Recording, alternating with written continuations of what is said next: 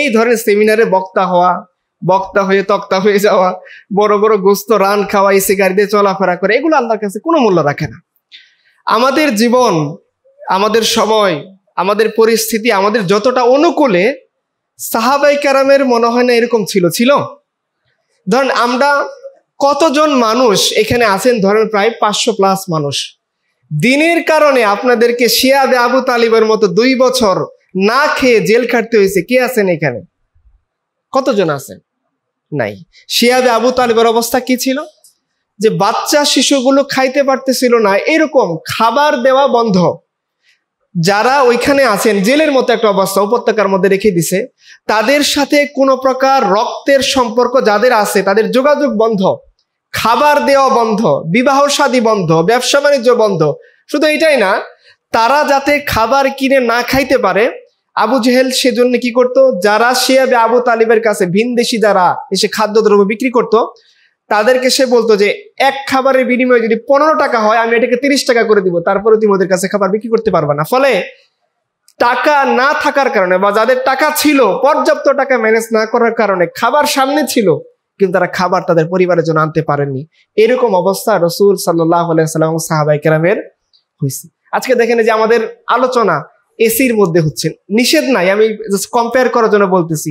মাথার উপরে ফ্যান ঘুরতেছে, ঝাল লাইট আছে, সুন্দর ব্যবস্থা, ফুল, আবার আমাদেরকে রিসিভ করে আনা হচ্ছে, বড় রান খাওয়ানো হইলো। এত সুন্দর সুযোগ মনে হয় না ইসলামের ইতিহাসে আর কোনো দায়ীরা পাইছেন, এবং পাওয়ার পরে কোনো কিছু না করা সত্ত্বেও তারা কি হয়ে গেছেন? বাতিলের আতঙ্ক সৃষ্টিকারী বক্তা, না, ফুলের মতো পবিত্র, নামাজ পড়ে এক ওয়াক্ত, এরকম হয়ে গেছে বিষয়। এরকম আসলে কোন যুগের এত সহজ ছিল না বিষয়টা, যে একজন লোক ইসলাম পালন করবে, আর ইসলাম পালনটা তার সহজতার কারণ হবে, ইসলাম পালনটা তার জাহিলি সমাজের মধ্যে তার সেফ থাকার কারণ হবে, জাহিলি সমাজের মধ্যে তার সম্মান পাওয়ার কারণ হবে। এইটা কোন যুগে এরকমটা ছিল না। আমরা যত বড়ই বুজুর্গ হই, আমরা কি আবু হানিফা রাহিমাহুল্লাহর চেয়ে বড় বুজুর্গ হইতে পারবো? আবু হানিফা রাহিমাহুল্লাহকে যদি এক পাল্লায় রাখা হয়, আর আমার মতো 100 কোটিকে যদি এক পাল্লায় রাখা হয়, পাল্লা কখনোই আমারটা ভারী হবে না। আবু হানিফা রাহিমাহুল্লাহ যে সমাজের মধ্যে ছিলেন, সেখানে ইসলাম ছিল কি ছিল না? তার মৃত্যু জেলে হয়েছে কি হয় নাই?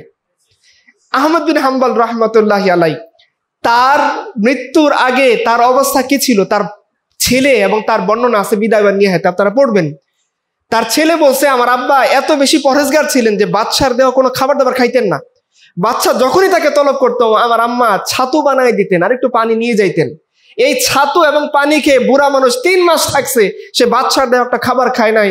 এবং তার ছেলে বলছে যে আব্বার এই রোগ ছাড়তে প্রায় 6 বছর সময় লাগছে, কারণ তিনি 3 মাস শুধুমাত্র চলে গেছে আছে মাইকটা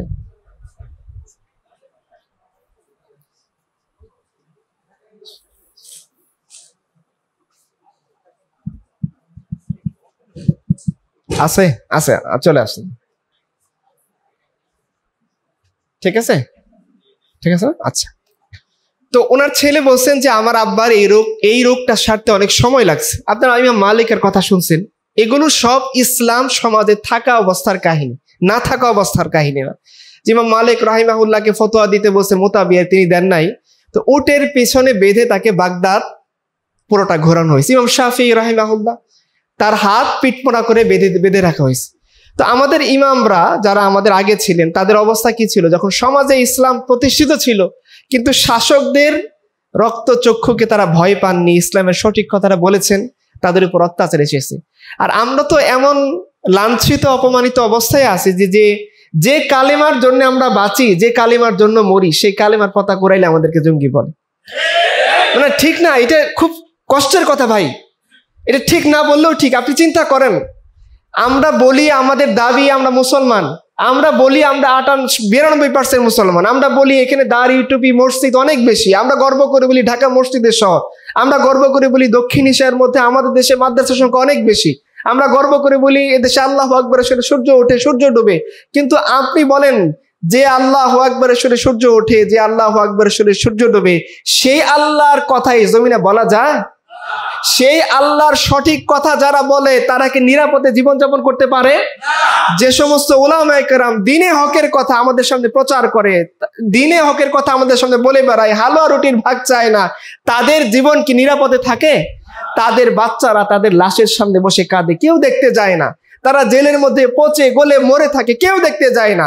তাদের অবস্থা জেলের ঘানি টানতে টানতে একেবারে হাতের মধ্যে কড়া পড়ে যায়। আপনারা দেখেছেন বড় বড় ওলামায়ে কেরাম যারা না সন্ত্রাসী কর্মকাণ্ড করছে, না কাউকে ধর্ষণ করছে, না কারো ক্ষেতের আইল ধাক্কা দিয়ে দখল করে ফেলছে, এদের গলায় ডান্ডা বেরি পরানো হয়েছে না?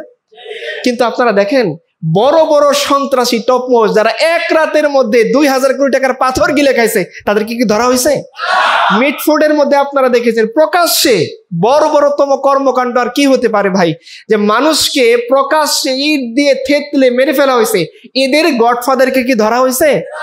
যে আলেম আপনাদের আমাদের বোনকে, যে এই বোন কিন্তু আবার মানে ইসলামী সংগঠনের বোন না, ছাত্র দল করতো এরকম একজনের ওয়াইফ, তাকে যে ধর্ষণ করছে সেই আলেপের 1 বছরে কোনো বিচার হয়েছে?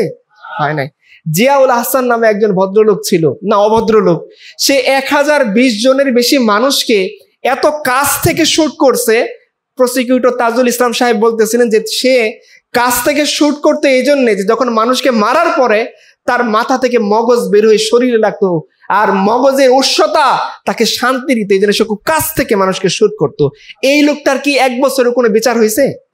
একটা মানুষের বিচার করার জন্য কি 1 বছর সময় লাগে চিহ্নিত অপরাধী? যারা আপনার সমাজের মধ্যে চিহ্নিত, এটা সেকুলাররাও একমত, এটা ইসলামিক দৃষ্টিকোণের দরকার নেই। আপনি ইসলাম মানেন না, ঠিক আছে, আপনি ইসলামটা সাইড করে রাখেন। সেকুলার দৃষ্টিকোণ থেকেও যে জিনিসগুলো অপরাধ, এই ধরনের অপরাধে যারা অপরাধী, যে কিছুদিন আগে আপনারা দেখেছেন ভোলার সম্ভবত ঘটনা, চাঁদা দেয়নি, চাঁদা না দেওয়ার কারণে তার স্বামীকে উলঙ্গ করে তার ওয়াইফকে 9 জন মিলে ধর্ষণ করে সেই ভিডিও ছেড়ে দিছে না? বিচার হয়েছে? এখনো পর্যন্ত হয় নাই।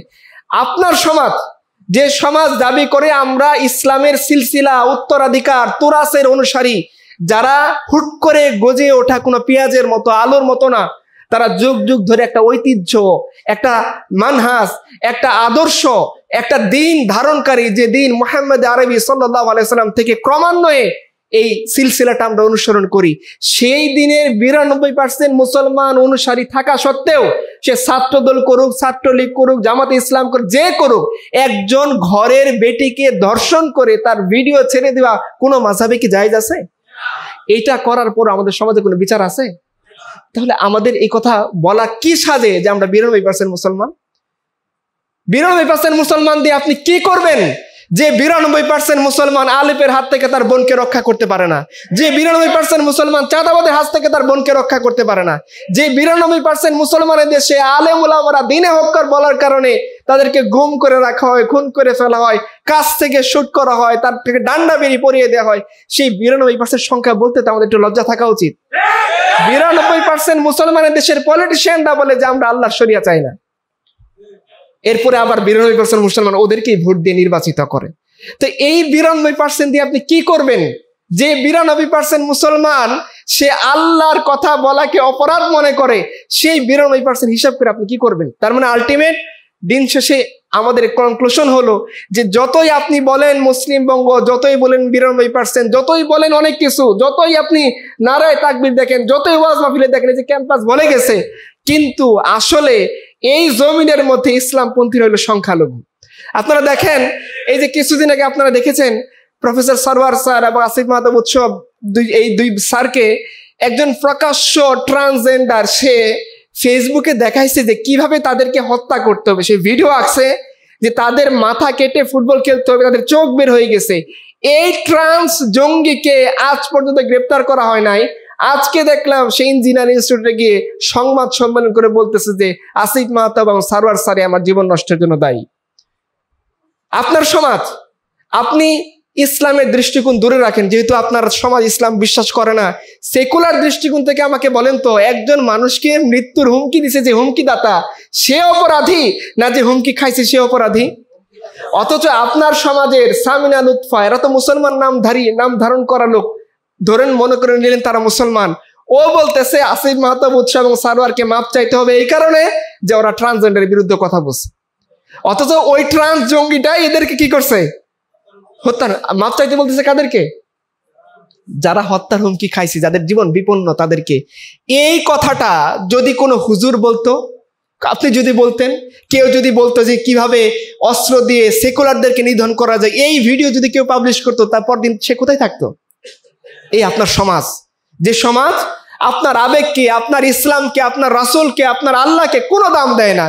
এই যে রাখাল রাহাজন প্রকাশ্যে ফেসবুকে রাসূলুল্লাহ সাল্লাল্লাহু আলাইহি সাল্লামকে কটূক্তি করছিল, কতবার বলা হলো, শাপলা চত্বরে গিয়ে আমরা বললাম, বাইতুল মুকাররমে আমরা বললাম, এই রাখাল রাহার কোনো বিচার হয়েছে? দেখেন পৃথিবীর ইতিহাসে অনেক মাসালা নিয়ে উলামায়ে কেরামের ইখতিলাফ ছিল, অনেক মাসালা নিয়ে দ্বিধান্বিত হয়েছে। আবু হানিফার সাথে তার ছাত্ররা মতবিরোধ করছেন। রাসূলুল্লাহ সাল্লাল্লাহু আলাইহি সাল্লামের ইজ্জতের ব্যাপারে কোনো একজন আলেমও দ্বিমত করেন নাই। আরে আলেম তো দূরের কথা, আপনারা ইতিহাস পড়েছেন, মঙ্গলদের আমলে, তাতারদের আমলে এক কুকুরের সামনে রাসূলুল্লাহ সাল্লাল্লাহু আলাইহি সাল্লামের শান নিয়ে এক খ্রিস্টান পাদ্রী তাতারদের দরবারের মধ্যে আল্লাহ রাসূলের নামে কটূক্তি করতেছিল। তাতারদের কুকুর গিয়ে খ্রিস্টান পাদ্রীকে ছিন্ন বিচ্ছিন্ন করে দিছে। আর একটা কুকুরও আল্লাহ রাসূল সাল্লাল্লাহু আলাইহি সাল্লামের ইজ্জতের ব্যাপারে দ্বিমত করে নাই। আর আপনার সিস্টেম, আপনার সমাজ, আপনার এই সোসাইটি রাসূলুল্লাহ সাল্লাল্লাহু আলাইহি ওয়াসাল্লামের ইজ্জতের গুরুত্ব দেয় না। এরপরও আপনি এটা নিয়ে খুব সন্তুষ্টিতে ভুগবেন যে এটা 92% মুসলমানের দেশ, আমরা খুব নারায়ে তাকবীর, না মনে করা কোনো কারণ নাই। যে জমিনের মধ্যে আল্লাহ এবং তার রাসূলের ইজ্জতের কোনো মূল্য নাই, যে জমিনের মধ্যে আল্লাহ এবং তার রাসূলের দ্বীনের কোনো মূল্য নাই, আমাকে বলেন প্রিয় ভাইরা, সেই জমিনের মধ্যে বসে আমরা প্রশান্তির নিঃশ্বাস, পরিবার নিয়ে ভালো থাকা, ব্যবসা নিয়ে সন্তুষ্ট থাকা, এসি নিয়ে মুগ্ধ থাকা, বিসিএস নিয়ে পড়ে থাকা, এগুলো আমাদের কিভাবে সাজে? আমি আমার মূল কথায় আসবো। রাসূলুল্লাহ সাল্লাল্লাহু আলাইহি ওয়াসাল্লাম জীবনটা আপনারা একটু দেখেন। যেদিন থেকে তিনি দাওয়াতি কাজ শুরু করেছেন, সেই প্রকাশ্য দাওয়াতের কাল থেকে আপনি শুরু করেন, এরপরে তার মাক্কি জীবন কি পরিমাণ কষ্টের মধ্যে কাটছে। এই কষ্টকর অবস্থায় শরীরে ক্ষত নিয়ে, আঘাত নিয়ে, মুখের ভিতরে মানুষের থুথুর চিহ্ন নিয়ে, তার ময়লা ছেঁড়া জামা কাপড় নিয়ে তিনি আল্লাহর দ্বীনের জন্য মদিনায় রওনা দিয়েছেন। মদিনায় যাওয়ার পর তার শত্রুরা ওখানেও তাকে শান্তিতে থাকতে দেয়নি। প্রথম হিজরি, দ্বিতীয় হিজরি, বদর, উহুদ, খন্দক, মুতা, খাইবার, একের পর এক যুদ্ধ করে রাসূলুল্লাহ সাল্লাল্লাহু আলাইহি ওয়াসাল্লাম যখন দুনিয়া থেকে চলে যাচ্ছেন, আমাদের মা আম্মাজান আয়েশাকে বলছেন, আয়েশা, খাইবারে যে আমাকে বিষ খাওয়ানো হয়েছিল, সেই বিষের প্রভাব এখন আমার শরীরে কাজ করতেছে, আমার খুব কষ্ট হইতেছে। তিনি যখন চলে যাচ্ছেন, তার পালক পুত্র যায়েদ রাদিয়াল্লাহু তাআলার ছেলে উসামা রাদিয়াল্লাহু তাআলার বাহিনীকে তিনি পাঠিয়ে যাচ্ছেন। উম্মতকে তিনি আখেরি যে নসিহত সেটা দিয়ে যাচ্ছেন, উম্মতকে বলে যাচ্ছেন এটা করবা, এটা করবা না। মিম্বরে যখনই সুযোগ পাইছেন, যেদিন থেকে রাসূল সাল্লাল্লাহু আলাইহি সাল্লামের চিরস্থায়ী অসুস্থতার লক্ষণ প্রকাশ পাইছে, সেদিন থেকে আপনি নেন। যখনই রাসূল সুস্থ হন, আম্মাজানকে জিজ্ঞাসা করেন উম্মত কি করতেছে, তারা কি নামাজ পড়ছে কিনা, তারা এখন কোন অবস্থায় আছে। একটু সুযোগ পাইছেন, আব্বাস এবং আলী রাদিয়াল্লাহু তাআলা আনহুর কাঁধের উপরে ভর করে তিনি মিম্বরে চলে গেছেন আমাদেরকে আখেরি উপদেশ দেওয়ার জন্য, এটা করবা, এটা করবা না, আমার কবরকে তোমরা কখনো পূজার স্থান বানাবো না, তোমরা দুনিয়া নিয়ে কখনো মত্ত হবে না, আমার পরে মতবিরোধ দেখা দিবে, দেখো মতবিরোধ হইলে তোমরা এই করবা সেই করবা, আমার উম্মত অনেক কিছু বলবে, তোমরা আবু বকর ছাড়া কারো ব্যাপারে একমত হবে না। কত নসিহত তিনি জীবন রেখে দিয়ে যাচ্ছেন। কেন? যে তিনি চলে যাচ্ছেন, তিনি দুনিয়ার জীবন শেষ করে আখিরাতের জীবনে পাড়ি দিচ্ছেন, তিনি তো আল্লাহর কাছে কামিয়াব হয়ে যাবেন। তার এই উম্মতের অবস্থা কি হবে যে জমিনের মধ্যে তিনি রক্ত ফেলছেন, তার চাচা হামজা ইবনে আব্দুল মুত্তালিব রক্ত ফেলেছেন, তার চাচাতো ভাই জাফর ইবনে আবি তালিব রক্ত ফেলেছেন, তার প্রাণপ্রিয় সাহাবী সাদ ইবনে মুয়াজ থেকে শুরু করে হানজালা থেকে শুরু করে অসংখ্য সাহাবীকে তিনি কবরস্থ করেছেন এই দিনের জন্য। সেই দিনের কি অবস্থা, সেই জামাতের কি অবস্থা, যে জামাতকে তিনি প্রস্তুত করছেন, এরা কি প্রস্তুত আছে? শেষ দিনে তাকে দেখানো হইলো, পর্দা খুলে দিলেন যে তার আবু বকরের নেতৃত্বে নামাজ পড়তেছে। আম্মাজান বলতেছেন রাসূলুল্লাহ সাল্লাল্লাহু আলাইহি ওয়াসাল্লাম এই দৃশ্য থেকে হেসে উঠলেন। তার কাছে মনে হলো যে হ্যাঁ, একটা মোকাম্মাল জামাত তৈরি হয়েছে, আমি দুনিয়াতে থাকবো না, আমার মিশন পরিপূর্ণ হয়ে গিয়েছে। আল্লাহ যতদিন চেয়েছেন আমি দুনিয়াতে ছিলাম, আল্লাহ যতদিন চাইবেন দুনিয়াতে থাকবো, আবার যখন ডাক দিবেন চলে যেতে হবে, হতে পারে, কিন্তু আমি যে মিশনটা দাঁড়া করিয়ে গেলাম, আমি যে দিন জমিনের মধ্যে রেখে গেলাম, আমি যে জামাত তৈরি করে গেলাম, এই জামাত বসে থাকবে না। তারা লোক থেকে লোকান্তরে, প্রজন্ম থেকে প্রজন্মান্তরে, দেশ থেকে দেশান্তরে, সমুদ্রের ওই পার থেকে ওই কোনায়, আফ্রিকা থেকে নিয়ে সিসিলি, ইউরোপ পর্যন্ত, বঙ্গ পর্যন্ত, হিন্দুস্তান পর্যন্ত, প্রত্যেকটা জায়গায় আল্লাহর দ্বীনের জন্যে, আল্লাহর দ্বীনের ঝান্ডার জন্যে, কালেমার জন্যে, রসুলের ইজ্জত, তার নামুসের জন্যে, আল্লাহর ইজ্জত রক্ষা করার জন্যে এরা ছড়িয়ে পড়বে। পাথর এদেরকে আটকাইতে পারবে না, পাহাড় এদেরকে আটকাইতে পারবে না, সমুদ্র এদেরকে আটকাইতে পারবে না। এই দৃশ্য রাসূলুল্লাহ সাল্লাল্লাহু আলাইহি ওয়াসাল্লাম দেখে বলেন, পর্দা নামিয়ে দাও। এই সুন্দর একটা দৃশ্যের উপরে রাসূলুল্লাহ সাল্লাল্লাহু আলাইহি ওয়াসাল্লাম শেষ হাসি আসলেন। আজকে আমাদের জামাত আছে, আমাদের অর্গানাইজেশন আছে, আমাদের সংগঠন আছে, দাড়ি টুপি আছে, ইমানদার দাবি করা 90% মুসলমানের দেশ আছে, কিন্তু যে উদ্দেশ্য, যে মাকসাদ দিয়ে রাসূলুল্লাহ সাল্লাল্লাহু আলাইহি ওয়াসাল্লাম এই জামাতকে রেখে গিয়েছেন, সেই জামাত যে উদ্দেশ্য এবং মাকসাদ নিয়ে পৃথিবীর এক কোণা থেকে আরেক কোণায় ছড়িয়ে পড়েছেন। মক্কা মদিনা খুবই গুরুত্বপূর্ণ জায়গা, এখানে গেলে সওয়াব হয়, ইবাদত করলে সওয়াব হয়, কাবা তওয়াফ করলে সওয়াব হয়। সব সাহাবায়ে কেরাম জানতেন। এত কিছু জানা সত্ত্বেও সাহাবায়ে কেরামের কবর চীনের মধ্যে চলে গেছে, এত কিছু জানা সত্ত্বেও আফ্রিকাতে চলে গেছে, ইয়েমেনে চলে গেছে, সানাতে চলে গেছে, হাদারামাউতে চলে গেছে, শামে চলে গেছে, বাগদাদে চলে গেছে। কিসের নেশায় তারা চলে গেছেন? যে ফিকির, যে মানহাজ, যে দিন আল্লাহ রাসূল সাল্লাল্লাহু আলাইহি ওয়াসাল্লাম তাদেরকে দিয়ে গিয়েছেন, তারা মনে করতেন যে এই দিন নিয়ে শুধুমাত্র ব্যক্তি পর্যায়ে বসে থাকলে আমার দায়িত্ব, আমার রেসপন্সিবিলিটি, আমার জিম্মাদারি আদায় হবে না। এজন্য রাসূল আমাকে দিন শিখান নাই, এজন্য আল্লাহ কালেমা দেন নাই। কালেমার মানে এটা না যে আমি কালেমাও পড়বো, দিনও কবুল করব, রসুলের কথাও বলবো, আবার কি মিষ্টি মিষ্টি হালুয়া রুটি খাবো, শাসকের ভাগ নিব, জালিমের জুলুমকে মেনে নিয়ে তার জুলুমকে আমি স্বীকৃতি দেব, কুফফারদের নিজামকে স্বীকৃতি দেব, তাগুতের নিজামকে স্বীকৃতি দেব, শয়তানের নিজামকে স্বীকৃতি দেব, আর আমি মনে করব আমি ভালোই আছি, কারণ সংখ্যায় তো আমরা অনেক বেশি। এই চিন্তা করে সাহাবায়ে কেরাম বসে থাকেন নাই, যার কারণে তারা বসে থাকেন নাই বলে আজকে আমি এবং আপনি মুসলমান হইতে পারছি। তারা বসে থাকেন নাই বলে আজকে আমার এবং আপনার মধ্যে দিন আসছে যে বঙ্গের আলোচনা আপনারা আমাকে করতে বলছেন, সেই বঙ্গ মুসলিম বঙ্গ হয়েছে, সেই বঙ্গের মানুষ মুসলমান হয়েছে এই সাহাবায়ে কেরামের ফিকিরের কারণে। সাহাবায়ে কেরাম এগিয়ে যাওয়ার কারণে চীনের বাদশা ইয়াজদিরগড়ের কাছ থেকে তাকে লেটার লেখা হয়েছে যে এমন একদল জামাত আসছে আমাকে আক্রমণ করার জন্য, তাদেরকে আমি কোনোভাবে পরাস্ত করতে পারতেছি না।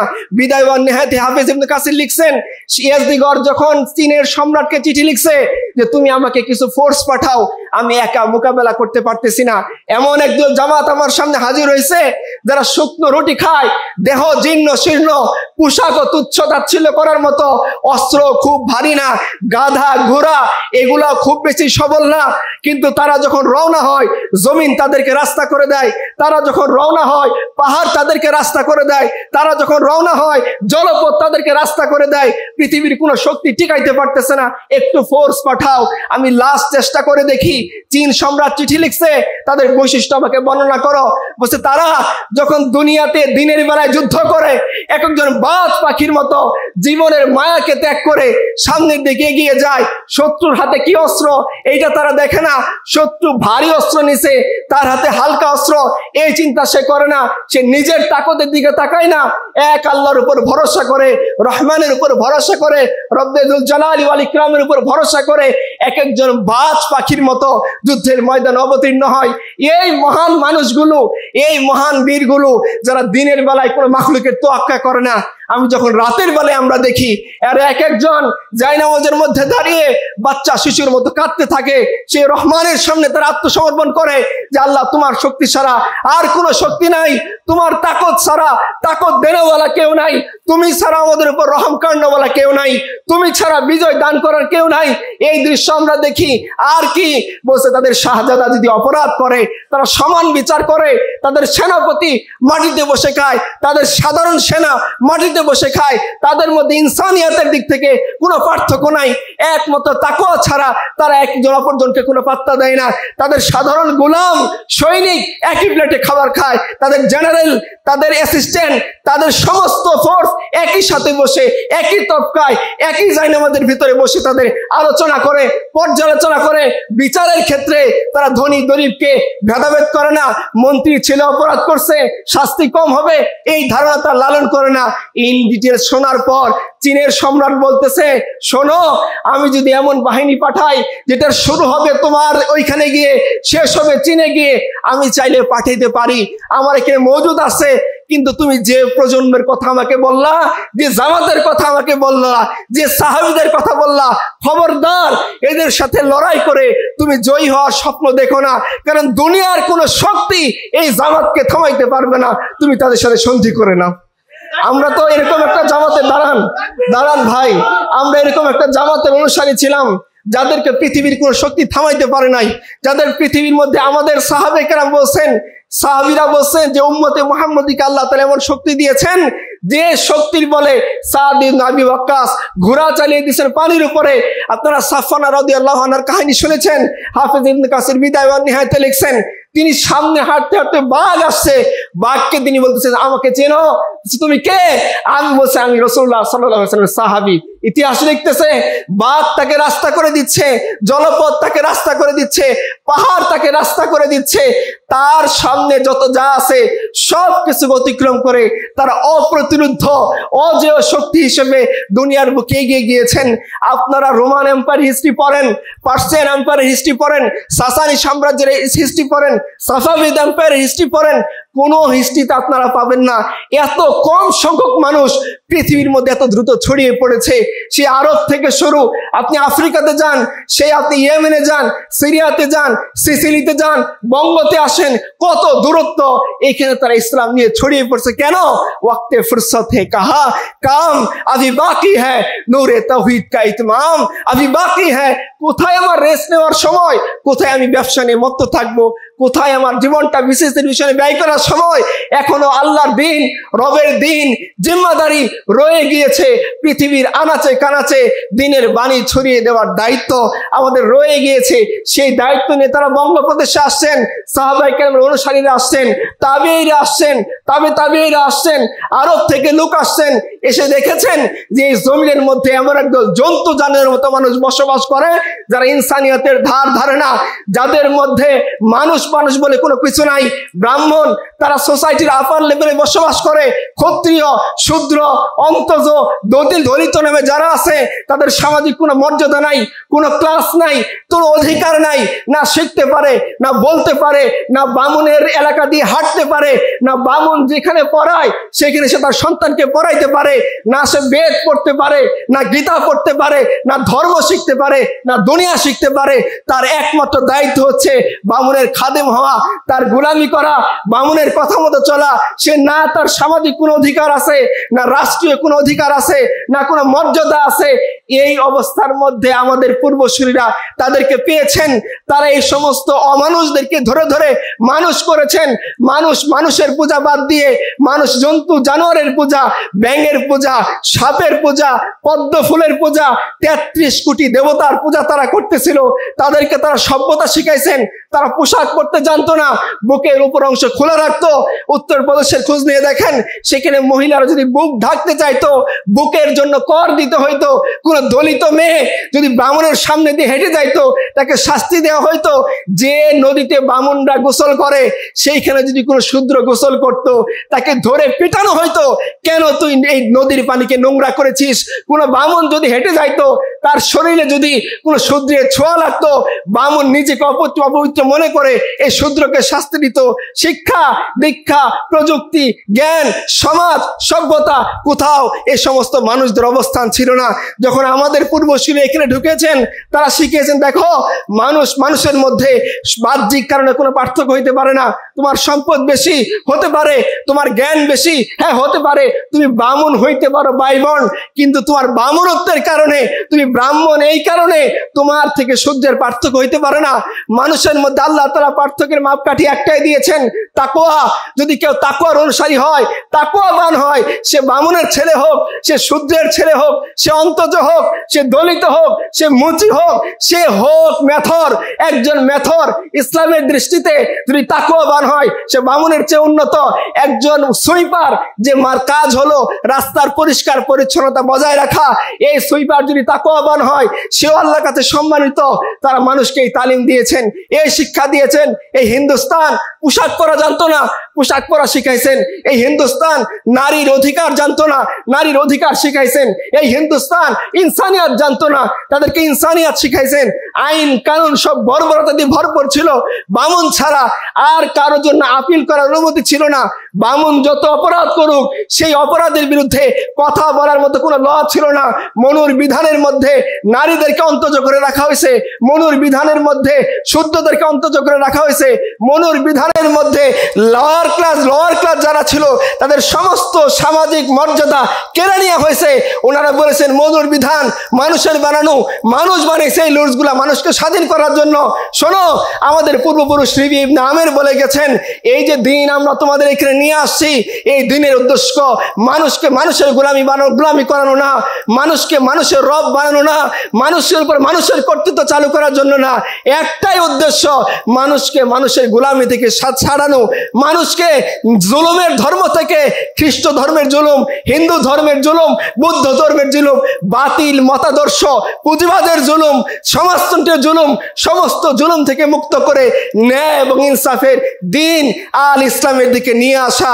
শোনো, আমাদের টার্গেট কি? তোমাদের উপর অত্যাচার করব না, অত্যাচার করে না।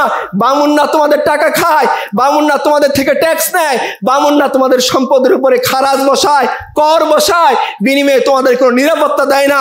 তোমরা আমাদের দিন কবুল করো, আমাদের সভ্যতার ভিতরে আসো, আমরা এমন দিন তোমাদের কাছে নিয়ে আসছি, তোমরা তোমাদের সম্পদ থেকে আমাদেরকে ট্যাক্স দিবা, জিজিয়া দিবা, বিনিময়ে আমরা তোমার নিরাপত্তা দিব। তোমার কোনো বেটির দিকে বামুন চোখ তুলে তাকাইতে পারবে না। তোমার কোনো বেটি যদি বুকের উপর কাপড় দিতে চায়, এর জন্য কাউকে ট্যাক্স দেওয়া লাগবে না। তুমি যদি মূর্তি পূজা না করতে চাও, তোমাকে কেউ বাধ্য করতে পারবে না। তুমি ভুলে পড়াশোনা করে ফেলছো, তোমার কানে চোখে সীসা গলে দিচ্ছে, এরকম বর্বরতা থাকবে না, আমরা নিরাপত্তা দিব। ইতিহাসের কিতাবের দিকে তাকান, হিন্দুদের কিতাব পড়েন, বৌদ্ধদের কিতাব পড়েন, বামুনদের লেখা কিতাব পড়েন।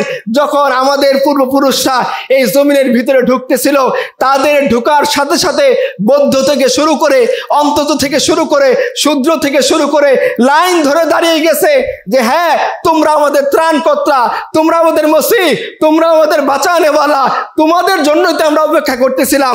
যে বর্বরতা, অশ্লীলতা, সহিংসতার মধ্যে আমাদের জীবন পার হচ্ছিল। মানবাধিকার নাই, নারীর অধিকার নাই, শিশুর অধিকার নাই, স্তন ঢাকার অধিকার নাই, শিক্ষার অধিকার নাই, অর্থনৈতিক অধিকার নাই, সমস্ত অধিকারের কথা তোমরা আমাদেরকে শুনিয়েছো। নাও তোমরা আমাদের শাসক হও। তাদেরকে শাসনের দায়িত্ব দেওয়া হয়েছে। তারা কি শুধুমাত্র বুক বিলাসের মধ্যে জীবনযাপন করছেন? সুফিয়ানে কেরামদের জীবনী পড়েন, ফকিরদের জীবনী পড়েন, উলামায়ে কেরামের জীবনী পড়েন, দেখবেন তারা পৃথিবীর আনাচে কানাচ থেকে এসে বাংলার আনাচে কানাচে ছড়িয়ে পড়েছেন, জঙ্গলের ভিতরে গিয়ে দিন প্রচার করেছেন, বন মানুষ বলে যাদেরকে তাড়িয়ে রাখা হয়েছিল তাদের উপর দিন প্রচার করেছেন। পূর্ববঙ্গে এসেছেন, পশ্চিমবঙ্গে গিয়েছেন, বাগেরহাটে গিয়েছেন, সিলেটে গিয়েছেন, চতুর্দিকে তারা ছড়িয়ে পড়েছেন। এবং যেখানেই তারা বাতিলের মুখোমুখি হয়েছেন, জুলুমের মুখোমুখি হয়েছেন, সেই জুলুমের বেলায় একটু শব্দ না করে চুপ করে বসে থাকেননি। বাবা আদম শহীদের কাহিনী পড়েন, শাহজালালের কাহিনী পড়েন, শাহজামালের কাহিনী পড়েন, তিতুমিরের কাহিনী পড়েন, সাইয়েদ মিন নিসার আলীর কাহিনী পড়েন, হাজী শরীয়তুল্লাহর কাহিনী পড়েন, তার ছেলে দুদু মিয়ার কাহিনী পড়েন, তার অনুসারী নয়া মিয়ার কাহিনী পড়েন, বাদশাহ মিয়ার কাহিনী পড়েন। যেখানে তারা গিয়েছেন, যেখানে মানুষকে মানুষের গোলামি করতে দেখছেন, যেখানে মানুষকে অন্যায়ের ভিতরে শাসিত হইতে দেখছেন, যেখানে মানুষকে দেখছেন যে দাড়ি রাখলে কর দিতে হয়, গরু জবাই করলে তাকে হত্যা করে ফেলা হয়, এই সমস্ত জুলুমের মোকাবেলায় তারা দাঁড়িয়েছেন। সংখ্যা বেশি ছিল না, বাবা আদম শহীদের সংখ্যা বেশি ছিল না, শাহজালালের সংখ্যা বেশি ছিল না, শাহজামালের সংখ্যা বেশি ছিল না, শরীয়ত আন্দোলনে 90% মানুষ অংশ নেয় নাই। কিন্তু ওনারা যখন দাঁড়িয়েছেন, পৃথিবীর বাতিলদের মসনদগুলো থরথর করে কাঁপতে বাধ্য হয়েছে। ইংরেজ ওরিয়েন্টালিস্টরা, উইলিয়াম অ্যাডাম থেকে শুরু করে নিয়ে আরো যত ইংরেজ অফিসিয়াল ছিল, তারা বলতে বাধ্য হয়েছে যে এই মুসলমান আমাদের কেমন নাগারে চুবানি খাওয়াচ্ছে যে তাদেরকে আমরা থামাইতে পারতেছি না। দ্য ইন্ডিয়ান মুসলমান কিতাব পড়বেন, উইলিয়াম হান্টারের লেখা। সে বলতেছে সাইয়েদ আহমদ শহীদ নামক এক মৌলবী গোটা হিন্দুস্তানের ব্রিটিশ সাম্রাজ্যকে কাঁপিয়ে দিয়েছে। এক মৌলবী দাঁড়িয়ে গিয়েছিল। আবার ইতিহাস রিপিট হয়। আপনি আরেক মৌলবীর কাহিনী দেখেন, একজন নারীকে ধর্ষণ করতেছিল, সেই মৌলবী ক্লাস নিতেছিলেন। তিনি যখন দেখছেন তার কওমের উপর আঘাত আসছে, তার কওমের নারীর উপর, ইজ্জতের উপর আঘাত আসছে, ছাত্রদিনে মুভমেন্ট শুরু করছেন যে না, এটা হইতে পারে না, মোল্লারা জীবিত থাকবে, ইমানদাররা জীবিত থাকবে, তাদের চোখের সামনে কোনো নারীকে বেগানা পুরুষরা ধর্ষণ করে চলে যাবে, হইতে পারে না। মুভমেন্ট শুরু করেছেন একজন মোল্লা যাকে পৃথিবী গুরুত্ব দেয় না, একজন মোল্লা যাকে পৃথিবী ব্যাকডেটেড মনে করে, একজন মোল্লা যাকে পৃথিবীর সামনের সারিতে বসতে দেয় না। আজকে দেখেন সেই মোল্লার বড় বড় সন্তানরা পৃথিবীর বুকে বুকে কালেমার পতাকা উড়াচ্ছে। এই মোল্লার সন্তানরা পৃথিবীর বুকের মধ্যে এমন একটা ভূখণ্ড কায়েম করছে যেখানে তার বউরা নিরাপদ নিরাপদ, বেটিরা নিরাপদ, বাচ্চারা নিরাপদ, তার রিক্সাওয়ালা নিরাপদ, তার সুইপার নিরাপদ। সমাজের অন্তত শ্রেণীরা টাকা নিয়ে রাস্তায় খালি হাতে বের হইতে ভয় পায় না, এমন সমাজ কায়েম করেছেন। এটা ওই তামান্না থেকে, যে তামান্না থেকে পূর্বপুরুষরা, আমাদের পূর্বপুরুষরা এই বংকে হাজরত বং বানিয়েছেন, পবিত্র বং বানিয়েছেন, পুণ্যভূমি বাংলা বানিয়েছেন। জীবনের রক্তকে সিঞ্চন করে দিয়ে, পরিবারকে কোরবানি করে দিয়ে, ঘাম এক সাগর রক্তের বিনিময়ে সেই ইতিহাস, সেই কাহিনী, সেই মানহাজ, সেই মাযহাব আমরা ভুলে গিয়েছি। আজকে আমাদের মধ্যে যে পরিমাণ দুনিয়া নিয়ে কামড়াকামড়ি, যে পরিমাণ মাযহাবি গোলামি নিয়ে কামড়াকামড়ি, দলীয় জিনিস নিয়ে কামড়াকামড়ি, এটা আমাদের পূর্বপুরুষদের মধ্যে ছিল না। একটাই তামান্না ছিল, তুমি যে মাযহাবের হও, যে দিনের হও, যে দলের হও, এক কালেমার নিচে আসো, এক দিনের নিচে আসো, এক আল্লাহর রহমতের ছায়ার নিচে আসো, এক নবীজির কালেমা পড়ো। একই সফে খড়ে হো গে महमूद व अयास, ना कोई बंदा रहा और ना कोई बंदा नवाज, बंदा वो साहिब मोहताज गनी सभी एक हुए, तेरे दरबार में पहुंचे तो सभी एक हुए। দাঁড়িয়ে গিয়েছেন সম্রাট মাহমুদ, দাঁড়িয়ে গিয়েছেন তার গোলাম আয়াস। কেউ কারোর সাথে মতবিরোধ করেন নাই। তুমিও আল্লাহর গোলাম, আমার সামনে দাঁড়িয়ে সেজদা, আমার পাশে দাঁড়িয়ে সেজদা দাও। আমিও আল্লাহর গোলাম, আমিও তোমার পাশে দাঁড়িয়ে সেজদা দিব। এই দৃশ্যগুলো যখন অন্তত শ্রেণীর মানুষরা দেখেছে, শূদ্ররা দেখেছে, ওই সমস্ত নিম্ন শ্রেণীর বৌদ্ধরা দেখেছে, যাদের মাতৃভাষায় কথা বলার জন্য জিহ্বা কেটে দেওয়া হইতো, যাদের বাংলা সাহিত্য চর্চা করার জন্য পিটিয়ে নেপালে পাঠিয়ে দেওয়া হয়েছিল, যাদের বাংলা ভাষায় কথা বলার কারণে সমাজে কোনো অধিকার ছিল না, এরা যখন দেখছে, এরা আবার কারা? যারা এসে বলে যে আল্লাহ তাআলা ভাষা নিয়ে কোনো পার্থক্য করেন নাই, তোমাকে মাতৃভাষায় কথা বলতে দিয়েছেন, বলো। মাতৃভাষায় কথা বলা কোনো অন্যায় না, মাতৃভাষায় সাহিত্য লেখা কোনো অন্যায় না। তুমি তোমার কওমের জন্য সাহিত্য রচনা করবা, ভালো কথা, ভালো কথা বলো, নেকির কথা বলো, মানুষকে ইনসানিয়াতের দাওয়াত দাও। এই ভুতুম পেঁচার মূর্তি থেকে নিয়ে মানুষকে আল্লাহর গোলামির দিকে নিয়ে আসো। টাকা লাগলে নাও, তোমরা লিখো। এসে তারা কি করছেন? এই ক্ষুদ্র অন্তজ নিম্ন শ্রেণীর মানুষদের জন্য বলছেন এডুকেশনের জন্য কোনো ফি দিতে হবে না, বরঞ্চ উল্টা প্রত্যেকটা ছাত্রের জন্য আমরা টাকা পয়সার ব্যবস্থা করে দিব। ওয়াকফ ফান্ডের ব্যবস্থা করে দিয়েছেন, লাখরা সম্পত্তির ব্যবস্থা করে দিয়েছেন, মাদাদি মাসের ব্যবস্থা করে দিয়েছেন, যে প্রত্যেকটা ছাত্র, প্রত্যেকটা শিক্ষক, প্রত্যেকটা জ্ঞানী ইন্টেলেকচুয়াল যাতে তার ফান্ডিং এর জন্য কারো দিকে হাত না পাতা লাগে, সেই ব্যবস্থা তারা করে দিয়েছেন। কোন মাদ্রাসা শিক্ষা প্রতিষ্ঠানের সাথে বাজার থাকলে বাজারকে অক্ষ করে দিয়েছেন। লাখ লাখ একর সম্পত্তি বুদ্ধিজীবীদেরকে, জ্ঞানীদেরকে, উলামাদেরকে, মাদ্রাসাদেরকে তারা ওয়াকফ করে দিয়ে বলছেন, খবরদার, শিক্ষা প্রতিষ্ঠানে পড়ার জন্য কোনো ছাত্রের কাছ থেকে তোমার টাকা নেওয়ার জরুরত নাই, উল্টা ছাত্রকে তুমি স্কলারশিপ দাও, সে এসে কষ্ট করে পড়তেছে। এই সোসাইটি তারা কায়েম করেছেন। দিনকে দিন তাদের পরিশ্রম, তাদের মেহনত, তাদের কুরবানি আল্লাহ এমনভাবে কবুল করেছেন যে এই বঙ্গ নামক ছোট্ট ভূখণ্ড থেকে এমন সুন্দর কাপড় বের হয়েছে, যেটাকে আপনারা মসলিন নামে চেনেন। ব্রিটেনের রানী বলতেছিল যে এক টুকরা মসলিন কাপড় গায়ে দেওয়া আমার জন্য বড় সৌভাগ্যের কারণ। তারা এমন ভূখণ্ড কায়েম করছেন যে ভূখণ্ডের মধ্যে সুলতান সম্রাট আওরঙ্গজেব রহমতুল্লাহি আলাই তার সময়ে যখন হিন্দুস্তান গোটা পৃথিবীর মধ্যে 1/3 জিডিপি সরবরাহ করতেছিল, সেই হিন্দুস্তানের মধ্যে এই বঙ্গপ্রদেশ হাজরত বং, আমাদের পূর্বসূরীদের তৈরি করা পূর্ণভূমি বাংলা, সে বাংলা একাই হিন্দুস্তানের 1/3 জিডিপি সরবরাহ করতেছিল। আপনারা জানেন ইংরেজরা এই বঙ্গপ্রদেশ দিয়েই সে হিন্দুস্তানে ঢুকেছে। যখন বঙ্গপ্রদেশের পরাজয় হয়েছে, এরপরে আর কোনো প্রদেশ মাথাচাড়া দিয়ে থাকতে পারে নাই, একটার পর একটা প্রদেশ ইংরেজরা জয় করে নিয়েছে। কেন? কারণ গোটা হিন্দুস্তানের মধ্যে সবচেয়ে সমৃদ্ধশালী এলাকা ছিল এই বঙ্গপ্রদেশ, যেটা আমাদের পূর্বসূরীরা, সেই সাহাবায়ে কেরাম অনুসারীরা, তাবেঈর ছাত্ররা, উলামায়ে কেরামরা, যারা শামাইলের ময়দানে রক্ত দিয়ে, যারা সৈয়দ আহমদ শহীদের সাথে রক্ত দিয়ে, যারা শাহ আব্দুল আজিজের সাথে দাঁড়িয়ে, যারা আহমদ শাহ আবদালির সাথে দাঁড়িয়ে এই জুলুম থেকে, অন্যায় থেকে, অবিচার থেকে এই ভূখণ্ডকে রক্ষা করার জন্য দাঁড়িয়ে গিয়েছেন। পৃথিবীর ইতিহাস আপনি পড়েন আর বাংলাদেশের ইতিহাস আপনি পড়েন, যখনই কোনো আপনি সংগ্রাম দেখবেন মুসলমান এগিয়ে যায়। যখনই বাতিলের বিরুদ্ধে বড় কুরবানি দেখবেন, মুসলমানরা এগিয়ে যায়।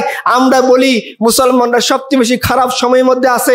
হ্যাঁ, কথা ঠিক, কিন্তু আপনি কোথাও পাবেন না যে মুসলমানদের মাথা থেকে পর্নোগ্রাফির ব্যবসা বের হয়েছে, মুসলমানদের মাথা থেকে ট্রান্সজেন্ডার মতবাদ বের হয়েছে, মুসলমানদের মাথা থেকে সমকামিতা মতবাদকে জায়েজ করার জন্য পৃথিবীর বুকে ইনভেস্ট করার জন্য কোন ধরনের মুভমেন্ট আরম্ভ হয়েছে, মুসলমান এত খারাপ হয় নাই। কারণ কি? তার পূর্বপুরুষের আইডিওলজি তার সামনে আছে, সে বুঝতে পারে হক এবং বাতিল কোনটা, সে বুঝতে পারে সত্য এবং মিথ্যা কোনটা, সে বুঝতে পারে দিনের আলোর সাথে রাতের কি পার্থক্য। এইটা তাদের শিক্ষা ছিল। আজকে আমরা শিক্ষারই এমন অবস্থার মধ্যে আসছি, বলি 90% মুসলমানের দেশ। 90% মুসলমানের দেশে প্রথম আলো ডেইলি স্টার রিপোর্ট করে পাশের বাড়ির ভাবির দিকে না তাকালে জঙ্গি, 5 ওয়াক্ত নামাজ পড়লে তুমি জঙ্গি, তুমি যদি সঠিক ইসলামের কথা বলো তুমি জঙ্গি, তুমি যদি ফান্ডামেন্টাল ইসলামের রাইটস এর কথা বলো তুমি মৌলবাদী, তুমি যদি বলো রাসূলুল্লাহ সাল্লাল্লাহু আলাইহি ওয়াসাল্লাম তলোয়ারের নবী, রাসূলুল্লাহ সাল্লাল্লাহু আলাইহি ওয়াসাল্লাম যুদ্ধের নবী, তুমি জঙ্গি। তুমি যদি বলো আল্লাহর জমিন, আল্লাহর বিধান, আল্লাহর বান্দা, এই আল্লাহর দেওয়া আকাশ বাতাসের মধ্যে আল্লাহর কথাই চলবে, আল্লাহর জিকির চলবে, আলা বিযিকরিল্লাহি আকবার, যে আল্লাহর জিকির থাকবে সর্বশ্রেষ্ঠ, আল্লাহর রসুল থাকবেন সবার উপরে, রসুলের সুন্নাহ থাকবে সবার উপরে, এই কথা যদি তুমি বলো তুমি অপরাধী, তুমি জঙ্গি, তুমি মৌলবাদী, তুমি খারাপ, তুমি সন্ত্রাসী। এরপরও যদি আমরা খুব তৃপ্তির সহকারে ঢোক বলতে থাকি, পূর্বসূরীদের কাহিনী শুধু শুনে যাই, তারা এই করছেন, তারা সিল্ক বানাইছেন, তারা আখ প্রক্রিয়াজাতকরণ কেন্দ্র বানাইছেন এই বাংলাদেশে, জাহাজ নির্মাণ শিল্প বানাইছেন এই বাংলাদেশে, অর্থনৈতিক সমৃদ্ধি, শেরশাহ সূরির কাহিনী আপনারা পড়েছেন, গ্র্যান্ড ট্রাঙ্ক রোড বানাইছেন, ঢাকার সোনারগাঁ থেকে কান্দাহার পর্যন্ত বিশাল রোড তিনি বানিয়েছেন, সালতানাতে মুগলিয়ার মধ্যে সুলতান সম্রাট আওরঙ্গজেব হস্তি বাহিনী বানিয়েছেন, হিন্দুদের পরাজিত করেছেন, দলিতদের অধিকার দিয়েছেন, মন্দিরে পূজা করার জন্য ব্যবস্থা করে দিয়েছেন দলিতদেরকে। সেই ইতিহাস যদি আমরা পড়ে শুধু মনে করি যে না অনেক কিছু তো হয়েছে, অনেক কাজ করে গিয়েছেন, অনেক আন্দোলন, উলামায়ে কেরাম অনেক খেদমত, কিন্তু আমরা কি করেছি এই প্রশ্ন আমাদের করতে হবে না? আমাদের রক্ত কোথায়, কোথায় আমাদের কুরবানি, কোথায় আমাদের দিন নিয়ে চিন্তা ভাবনা? ইতিহাস আমাদেরকে আবার একটা সুযোগ দিয়েছে যে আমরাও সেই পূর্বসূরীদের রাস্তায় বেছে নিয়ে সেই কুরবানির নজরানা আল্লাহর সামনে পেশ করে এই হাদরাত বংকে পবিত্র করব, না এই বংকে আমরা ডেইলি স্টারের হাতে ছেড়ে দিব, এই বংকে আমরা প্রথমের হাতে ছেড়ে দিব, এই বংকে আবার কোনো স্বৈরাচারী হাতে ছেড়ে দিব? এটা আমাদের চিন্তা করা দরকার। দেখেন আপনারা 24-এর আন্দোলন সবাই দেখেছেন, 24-এর আন্দোলনে যারা জীবন দিয়েছে সমস্ত মুসলমান শহীদ হয়েছে, তার মধ্যে অবশ্যই আপনারা আবু সাঈদের কথা বলবেন। আবু সাঈদ রহমতুল্লাহি আলাইহির পোস্টগুলো এখনো আছে, তার ফেসবুক ওয়ালটা একটু ঘুরে আসবেন। আবু সাঈদ যে শহীদ হইল জালিমের মোকাবেলায়, নিজের বুক পেতে দিয়ে 24-এর আন্দোলনকে সামনের দিকে নিয়ে গেল, তার শাহাদাতের পর এই আন্দোলন আগুনের মতো বিস্ফোরিত হয়ে ঢাকার প্রত্যেকটা প্রান্তে ছড়িয়ে পড়ল। এই আবু সাঈদ প্রেরণা লাভ করছিল কার কাছ থেকে? সেই আপনাদের পূর্বসূরীদের দেওয়া আইডিওলজি থেকেই। দেখেন শহীদদের শেষ দিনগুলো, এই বইটা পড়েন, শহীদদের যারা মারা গিয়েছেন প্রত্যেকেই বলতেছেন মার কাছে কি আম্মা আমি যাচ্ছি জালিমের বিরুদ্ধে লড়াই করার জন্য, আমি যাচ্ছি মুসলিমের অধিকার আদায় করার জন্য, আমি যাচ্ছি কারণ আমার সহপাঠীকে হত্যা করা হয়েছে এর প্রতিশোধ নেওয়ার জন্য, আমি যাচ্ছি কারণ আমার বোনকে অত্যাচার করা হয়েছে, পুলিশ নিপীড়ন করে গাল ফাটিয়ে দিয়েছে, এই অধিকার আদায়ের জন্য। প্রত্যেকের স্পিরিট, প্রত্যেকের চেতনার জন্য মশাল কোত্থেকে নিচ্ছেন? ইসলাম থেকে। প্রত্যেকেই শাহাদাতের স্পিরিট কোত্থেকে নিচ্ছেন? ইসলামের কাছ থেকে। এমন আন্দোলন যখন চূড়ান্ত পর্যায়ে গেল, ফাহাম আব্দুস সালামের মতো সেকুলারও বলতেছে আপনারা আল্লাহর নাম নিয়ে নামেন, আল্লাহর উপর ভরসা করে নামেন, শহীদ হওয়ার জন্য নামেন। আল্লাহর উপরে ভরসা ইসলামের শব্দ, শহীদ হয়ে যাওয়া ইসলামের শব্দ, আল্লাহর উপরে তাওয়াক্কুল করে জুলুমের বিরুদ্ধে দাঁড়ানো ইসলামের স্পিরিট। এই স্পিরিট নিয়েই তারা এই আন্দোলন করেছেন। আমি বলতেছি না জুলাইয়ের স্পিরিট ইসলাম ছিল, কিন্তু জুলাইয়ের জন্য যারা জীবন দিয়েছে তারা এই স্পিরিটটা ইসলাম থেকেই ধার করেছিল। জীবন দিয়ে যে অমর হওয়া যায় এটা ইসলামের শিক্ষা। জীবন দিয়ে যে সবুজ পাখি হয়ে আরশের চারিদিকে ঘোরাফেরা করা যায় এটা ইসলামের শিক্ষা। জীবন দিয়ে শহীদ হওয়াটা আল্লাহর কাছে সবচেয়ে মর্যাদাবান একটা মৃত্যু, এটা ইসলামের শিক্ষা। আর কোনো মানুষ আফসোস করবে না দুনিয়াতে আসার জন্য। শহীদরা যাওয়ার পরেই বলতেছেন জাবির ইবনে আব্দুল্লাহর পিতা আব্দুল্লাহ রাদিয়াল্লাহু আনহু মারা গিয়েছেন, উহুদের যুদ্ধে শহীদ হয়েছেন। জাবির রাদিয়াল্লাহু আনহু খুব মন নিয়ে কষ্ট নিয়ে বসে আছেন, তার পিতার অনেক ঋণ, তার অনেক বোন, তিনি কষ্ট পাইতেছেন। রাসূলুল্লাহ সাল্লাল্লাহু আলাইহি ওয়াসাল্লাম এই দৃশ্য দেখে জাবির তুমি কি কষ্ট পাইতেছো? বলতেছে হ্যাঁ ইয়া রাসূলুল্লাহ, আমার পিতার অনেক ঋণ, অনেকগুলা কন্যা সন্তান রেখে গেছে, আমি তো ছোট মানুষ, এই ঋণ কিভাবে দিব, এই সন্তানদের কিভাবে মানুষ করব? রাসূলুল্লাহ সাল্লাল্লাহু আলাইহি ওয়াসাল্লাম বললেন জাবির শোনো, আমি তোমাকে বলতেছি তোমার পিতার অবস্থান কোথায়। শোনো জাবির, প্রত্যেকটা মানুষের সাথে আল্লাহ পর্দার আড়ালে কথা বলেন, আর তোমার পিতার সাথে আল্লাহ সরাসরি কথা বলেছেন। তিনি জানতে চেয়েছেন, আল্লাহ তুমি আমাকে দুনিয়াতে পাঠাও। বলছে, বান্দা এটা পসিবল না। কেন? কারণ আল্লাহর বিধান হলো কেউ মরে যদি আখিরাতে বারজাখের জীবনে চলে যায়, তাকে আর দুনিয়াতে পাঠানো যায় না। আব্দুল্লাহ বলতেছেন, হে আল্লাহ, তাহলে আমার একটা আরজি আছে তোমার কাছে, আমার একটা অনুরোধ, কাকুতি আছে। কি বান্দা? আমাকে যে নিয়ামত দিয়েছো এটা তুমি মানুষকে জানিয়ে দাও। আল্লাহ তখন আয়াত নাজিল করে দিচ্ছেন, শোনো, যারা আল্লাহ রাস্তায় মারা যায় তাদেরকে তোমার মৃত বলো না, বরঞ্চ তারা জীবিত, তারা তার রবের পক্ষ থেকে রিজিক পায়। এই যে স্পিরিট, এটা ইসলাম থেকে নেওয়া। কিন্তু আজকে দেখেন, ইসলামপন্থীদের সমস্ত অবদানকে অস্বীকার করে ফেলা হচ্ছে। আজকে ট্রান্সজেন্ডার মতবাদ এই বাংলার বুকে দাখিল করার জন্য চক্রান্ত শুরু হয়ে গিয়েছে। এনজিওরা কাজ করতেছে, বিধর্মীরা কাজ করতেছে, খ্রিস্টান মিশনারিরা প্রায়ই দেখবেন আমাদের উলামায়ে কেরাম খুব আক্ষেপ করে বলেন, উত্তরবঙ্গ খ্রিস্টান মিশনারিরা নিয়ে নিচ্ছে, পার্বত্য চট্টগ্রাম খ্রিস্টান মিশনারিরা নিয়ে নিচ্ছে, বাংলার আনাচে কানাচে খ্রিস্টান মিশনারি, কাদিয়ানি, বাহাই সম্প্রদায় দখল করে ফেলছে। কেন দখল করবে না? তারা স্বাধীনতার আগে থেকে 100 বছর ধরে প্ল্যান করে, টার্গেট করে, জীবন কুরবান করে মেহনত করতেছেন। আপনারা টাঙ্গাইলে কালিয়াকুড়ি হসপিটালের কথা জানেন, ওইখানে মিশনারি একটা হসপিটাল চালায়। আমি একবার গিয়েছি দেখতে। মিশনারি হসপিটালের ডাক্তার FCBS করে এসছে আমেরিকা থেকে, সে আটলান্টিক মহাসাগর পাড়ি দিয়ে সে সাইকেল চালিয়ে গ্রামের প্রত্যেকটা আনাচে কানাচে মহিলাদের খোঁজ নিচ্ছে, গরিব মানুষের খোঁজ নিচ্ছে, ডেলিভারি কেসের মধ্যে যাচ্ছে, 10 টাকা দিয়ে গরিব মানুষটা সেবা নিতে পারতেছে। মুসলমান সে খুব চিন্তা করে, ফেসবুকে স্ট্যাটাস দেয়, এ শোরুমে বসে চিন্তা করে, উত্তরবঙ্গ দখল করে নিল, পার্বত্য চট্টগ্রাম দখল হয়ে গেল, আমাদের বাংলার আনাচে কানাচে খ্রিস্টান মিশনারিরা দখল করে ফেললো, পূর্ব তিমুর বানিয়ে ফেললো। কিন্তু পূর্ব তিমুর বানানোর জন্যে খ্রিস্টান মিশনারিরা যে পরিমাণ পরিকল্পনা করে, পূর্ব তিমুর বানানোর জন্যে খ্রিস্টান মিশনারি ডাক্তার সে তার ক্যারিয়ারকে কুরবান করে দিয়ে তার বাচ্চাকে জিজ্ঞাসা করা হয়েছে, বাচ্চাকে বসিয়ে, যে আচ্ছা তুমি যে এত উন্নত ধরনের খাবার দাবার ছেড়ে এই বাংলাদেশে বসে আলু খাইতেছ, তোমার কষ্ট লাগে না? বলছে, কষ্ট লাগতো, কিন্তু আমার সন্তানরা এখন বাংলাদেশের আলু খাওয়া শিখে ফেলছে, এখন আর কষ্ট লাগে না। একজন খ্রিস্টান সে তার দিনের জন্য কুরবানি করছে। শিখরা যখন রেজিমেন্ট ইন্ডিয়ান সরকারের বিরুদ্ধে বিদ্রোহ করেছিল, সেই বিদ্রোহের পর তাদের স্বর্ণ মন্দির ভেঙে দেওয়া হয়েছে। ওই ভেঙে দেওয়ার পরে শিখদের যে সমস্ত রেজিমেন্ট এই বিদ্রোহে অংশ নিয়েছিল, ইন্দিরা গান্ধীর সরকার তাদেরকে বলছে যে তোমরা যদি তওবা করে ফিরে আসো, আবার যদি বলো আমরা ইন্ডিয়ার প্রতি ওয়াফাদার, আমরা যা করছি ভুল করছি, তাহলে তোমাদের চাকরি ফেরত দেওয়া হবে। এখানে অনেক মেজর জেনারেল পদমর্যাদার লোক ছিল, জেনারেল ছিল, সাধারণ সৈনিক তো ছিলই, কিন্তু তাদের কথা ছিল ইন্দিরা গান্ধীর সরকারকে, আরে যদি ধর্মই বাঁচাইতে না পারি আমি আমার চাকরি দিয়ে কি করব? যদি পাগড়ি বাঁচাইতে না পারি, যদি আমার বসে হয় গুরু আমার খোদার নাম আমি নিতে না পারি, আমি ইন্দিরা গান্ধীর অধীনে চাকরি করে কি করব? চাকরি ছেড়ে দিয়ে তারা নিজে জুলুমের জালিমের সেই কি বলে এই ফাঁসির মঞ্চকে তারা আলিঙ্গন করেছেন। তারা যদি করতে পারেন, শিখ যদি তার ধর্মের জন্যে, তার পাগড়ির জন্যে, তার ডিগনিটির জন্যে, তার ধর্মের জন্য, তার মাযহাবের জন্যে নিজের চাকরি কুরবান করতে পারে, পরিবার কুরবান করতে পারে, একজন খ্রিস্টান মিশনারি উচ্চ শিক্ষিত FCBS করা ডাক্তার সে যদি তার ধর্ম প্রচার করার জন্যে, তার মাযহাব প্রচার করার জন্যে, তার আইডিওলজি প্রচার করার জন্যে আটলান্টিক পাড়ি দিয়ে এসি পিছনে ফেলে, সুখ পিছনে ফেলে, চাকরি পিছনে ফেলে, সরকারি সুযোগ সুবিধা পিছনে ফেলে মাটির ঘরে পোলাপানকে নিয়ে আলু খেয়ে পড়ে থাকতে পারে, তাহলে আজকে আমাদের কি হয়েছে যে আমরা আমাদের পূর্বসূরীদের সেই কথা রাখবো না? আমি একজন পূর্বসূরী কাহিনী শোনাই। অনেক বড় বড় উলামায়ে কেরামের কথা জানেন। মাওলানা কিফায়েত আলী কাফি রহমতুল্লাহি আলাইহি সেই ইংরেজদের 1857 মহাবিদ্রোহে তিনি অংশ নিয়েছেন।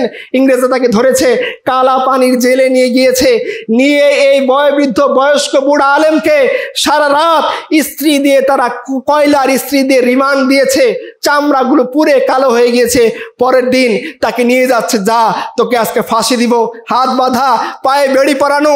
এই বুড়া মাওলানা কিফায়েত আলী কাফি ফাঁসির মঞ্চের দিকে তাকিয়ে আছেন। ইংরেজরা ভেবেছে এই মঞ্চ দেখে তার মনের ভিতরে হয়তো মৃত্যুর জন্য একটু হলেও আক্ষেপ আসবে, আর তারা আমাদের প্রতি তারা বিদ্রোহ তুলে নিয়ে আনুগত্য স্বীকার করবে ব্রিটেন রানীর প্রতি।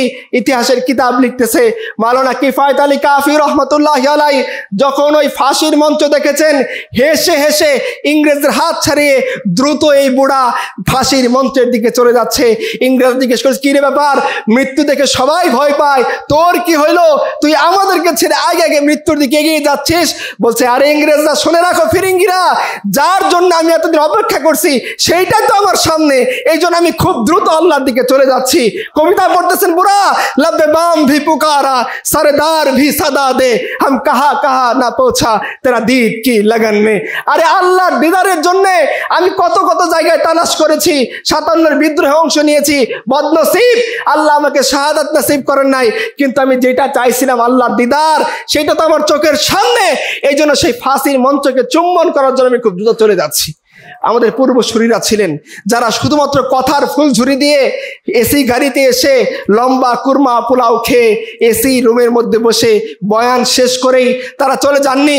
তারা তাদের বউকে কাঁদিয়েছেন, তারা তাদের সন্তানকে কাঁদিয়েছেন, তারা তাদের বাচ্চাকে ইয়াতিম করেছেন, তারা তাদের মা বাপকে কুরবানি করেছেন, তারা তাদের রক্তকে কুরবানি করেছেন, তারা তাদের সুখকে, আরামকে, কেরিয়ারকে কুরবানি করার কারণেই আজকে আমাদের মাথায় টুপি, আমাদের মুখে দাড়ি, আমাদের দেশে ইসলাম, আমাদের দেশে মাদ্রাসা, আমাদের দেশে আল্লাহু আকবার, আমাদের দেশে আজান, আমাদের দেশে ইকামত।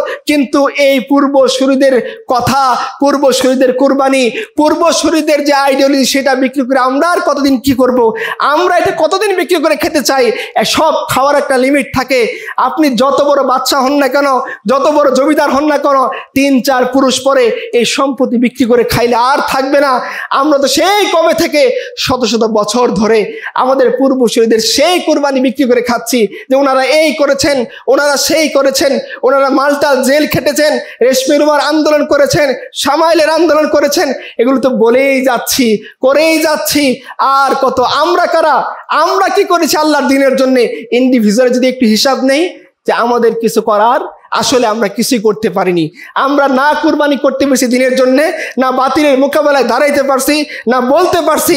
ইরানের সাথে অনেক মতবিরোধ আপনি করেন, কিন্তু ইরানরা যখন বিদ্রোহ করেছে শাহদের সরকারের বিরুদ্ধে, 1 সাগর রক্ত তারা তাদের দিনের জন্য, তাদের মাযহাবের জন্য দিয়ে ইরানের মধ্যে আজকে তারা শিয়াইজম কায়েম করেছে। মৌলবীরা, মোল্লারা তারা তাদের এলাকাকে নিরাপদ করে পৃথিবীর মধ্যে সবচেয়ে গ্রোয়িং, যেটা বাড়তেছে মুদ্রার মান, এরকম দেশ বানাইছে যেখানে কেউ জুলুম করতে পারে না, ধর্ষণ করতে পারে না, জুয়া খেলতে পারে না, মদ খাইতে পারে না। আর আজকে আপনি এমন সমাজের মধ্যে বাস করেন, পূর্বসূরীদের রেখে যাওয়া সেই আদর্শ বিক্রি করে খেতে খেতে এমন অবস্থা হয়েছে যে আমাদের ঘরের বেটিকে ধর্ষণ করে সেই ভিডিও ছেড়ে দেওয়া হয়। আমাদের সামনে সমাজ এতটা পশুর পর্যায়ে গেছে, প্রকাশ্যে রাস্তার মধ্যে ইট দিয়ে থেতলে মানুষ মেরে ফেলা হয়। চাঁদা না দেওয়ার কারণে তার বাচ্চাকে 7 টুকরো করে বাপের কাছে ব্যাগ ভরে ফেরত পাঠানো হয়। এত অনিরাপদ সমাজের মধ্যে আপনি আমি বসবাস করতেছি। এই জিল্লতি দিয়ে কি করবেন? মনে রাখিয়েন যে আপনার নিশ্চুপ থাকাটা জালিমের জুলুম থেকে আপনাকে মুক্ত দিবে না। জালিমকে যদি আপনি বড় হতে দেন, সে এমন উদ্ধত হবে, আপনি মনে করিয়েন না যে আপনি ডেমোক্রেটিক পদ্ধতিতে যুক্ত হবেন, জালিম আপনাকে ছেড়ে দিবে না। যতক্ষণ আপনি ইসলাম না ছাড়বেন, আল্লাহ বলতেছেন ওয়ালান তারদা আনকাল ইয়াহুদা ওয়ালান নাসারা হাত্তা তাত্তাবিআ মিল্লাতাহুম, যতক্ষণ তোমরা তোমাদের দ্বীন না ছাড়বা, তোমরা মনে করিও না বিধর্মীরা তোমাদের প্রতি সন্তুষ্ট হয়ে যাবে। যতক্ষণ ইসলামের লেবাস আছে, যতক্ষণ ইসলামের লেভেল আছে, যতক্ষণ আপনি নামাজ পড়তেছেন, তারা আপনার প্রতি সন্তুষ্ট হবে না। এই জন্য আমাদের কথা একটাই, আমাদের দাবি একটাই, আমাদের আপনাদের প্রতি আরজি একটাই। আমাদের পূর্বসূরীরা যে পথ ধরে, যে আন্দোলন সংগ্রামের মধ্য দিয়ে, যে কষ্ট, যে পেরেশানির মধ্য দিয়ে, যে কুরবানির মধ্য দিয়ে আমাদের এই ভূখণ্ডে আল্লাহর দ্বীনকে রেখে গিয়েছেন আমানত হিসেবে আমাদের কাছে, আমরা যাতে সেই আমানতটা আদায় করি। আল্লাহ তাআলা কুরআন কারীমের মধ্যে বলতেছেন যে দেখো, আমি এই আমানতটা পাহাড়ের কাছে পেশ করেছিলাম, পাহাড়ের কাছে, আকাশের কাছে, জমিনের কাছে পেশ করেছিলাম, কিন্তু তারা ভীত হয়েছে। আমি মানুষের কাছে পেশ করেছি, মানুষ এটা গ্রহণ করেছে, কিন্তু দেখো মানুষ অতিশয় জালিম, অতিশয় অজ্ঞ। কারণ কি? যে আল্লাহ সুবহানাহু ওয়া তাআলা চিন্তা করেন, যখন পাহাড়ের কাছে নিয়ামত পেশ করলেন, পাহাড় ক্ষমতাধর, জমিন আমাদের চেয়ে ক্ষমতাধর, তারা কেউ এই নিয়ামত নেওয়ার, এই ওয়াদা হামালাতুত তাওহীদ, তাওহীদের ঝান্ডা নেওয়ার মতো সাহস তারা করে নাই। আমরা সাহস করে নিয়েছিলাম। এটাই কি আমাদের ওয়াফাদারি? এটাই কি আমাদের বিশ্বস্ততা? এটাই কি সেই ওয়াদার নমুনা যে যখন বলা হবে সেই হামালাতুত তাওহীদের জন্য, সেই দ্বীনের জন্য, সেই ইসলামের জন্য, সেই ওয়াদার জন্য যেটা তোমরা রূহের জগতে তোমাদের রবের সাথে করে এসছো, সেই ওয়াদার একটা নমুনা, সেটার বাস্তবায়ন, সেটার কুরবানি তোমরা পেশ করো। তখন বলবো না ভাই, আমার তো বিশেষ পরীক্ষা আছে, আমি যদি কাজ করতে যাই আমার চাকরিটা তো চলে যাবে, আমি যদি কাজ করি আমার নামেও একটা মামলা হবে। এইভাবে কাপুরুষের মতো পিছিয়ে যাব। আর 92% মুসলমান, 90% মুসলমান এই করেছি সেই করেছি, অতগুলো আজান হচ্ছে, অতগুলো সেমিনার হচ্ছে, সেমিনারের সিট বুকিং হয়ে যাচ্ছে। এই কথাগুলো আমাদেরকে আমাদের এই জিল্লতিকর অবস্থা থেকে মুক্তি দেবে না যতদিন পর্যন্ত আমরা না উপলব্ধি করব যে আমরা গায়রতমন্দ উম্মাহ। এই উম্মাহকে আল্লাহ তাআলা অন্য কোন কওমের অধীনে শাসিত হওয়ার জন্য দুনিয়াতে পাঠান নাই। ইসলামকে আল্লাহ সুবহানাহু ওয়া তাআলা কারো আন্ডারে চলার জন্য পাঠান নাই। ইসলামকে জমিনের মধ্যে লাঞ্ছিত করার জন্য আল্লাহ তাআলা পাঠান নাই। জমিনের মধ্যে ইসলামই থাকবে সবার উপরে, জমিনের মধ্যে আল্লাহর গোলামরা থাকবে সবার উপরে, আলেম উলামা পীর মাশায়েখরা থাকবেন সবার উপরে। আজকে আপনাদের সমাজের মধ্যে দুই কলম ইসলাম সম্পর্কে জানে না, এরকম বুদ্ধিজীবীরাও ইসলাম নিয়ে আজকে ফতোয়া দেয়, এরকম বুদ্ধিজীবীরাও ইসলাম বিরোধী মতবাদের পক্ষে সাফাই গায়। প্রথম আলো তাদের পক্ষে, ডেইলি স্টার তাদের পক্ষে, তাগুতি শক্তি তাদের পক্ষে, হিন্দুস্তান তাদের পক্ষে, তাদের আব্বু আমেরিকা তাদের পক্ষে। এত কিছুর পরেও আজকে দেখেন তারা তাদের রেজিমকে টিকিয়ে রাখতে পারেনি। আমাদের ইতিহাসের সবচেয়ে জালিম রেজিম, অল্প কিছু মানুষের কুরবানির দ্বারা এই রেজিম চলে গিয়ে ইন্ডিয়াতে আশ্রয় নিয়েছে। আজকে যদি এই ছেলেগুলো কুরবানি না দিত আমাদের জুলুম আরো কত লম্বা হইতো কে জানে।